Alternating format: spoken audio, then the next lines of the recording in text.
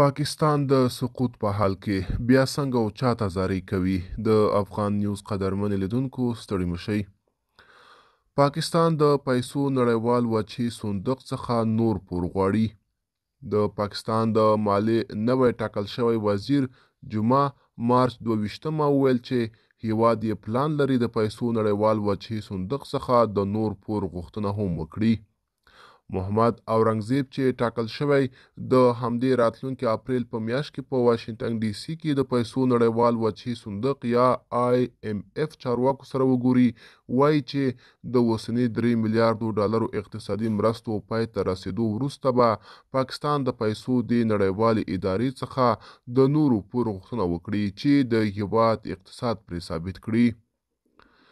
سره له دې چې ښاغلی اورنګزیب په اسلام آباد کې په خبري کنفرانس کې ونه ویل چې پاکستان به د IMF څخه د څومره نورو پور غوښتنه وکړي، خو د پاکستان د حکومت ځینو چارواکو تر دې وړاندې ویلي وو چې ښایي دا هیواد د راتلونکو 3 کلونو لپاره تر 8 میلیارډو ډالرو پورې نور پور وغواړي.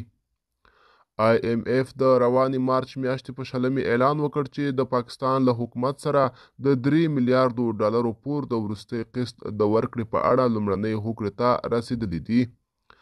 IMF دا خبره له اسلام آباد سره د نږدې یوې اونۍ خبرو اترو په پای کې اعلان کړ. د پیسو نړیوال وچې صندوق د هیئت مشر نیتن پروتر وویل چې دغه نړیواله اداره او پاکستانی چارواکي په دویمه ارزونه کې چې د پاکستان د ثبات پروګرام وروستۍ بیا ارزونه ده موافقې ته ورسېدل. هغه ویل دا تړون اوس باید د پیسو نړیوال وچې صندوق د مدیره هیئت لخوا تصویب شي چې له مخې به یې پاتې 1.1 میلیارډ ډالر پاکستان ته ورکول شي.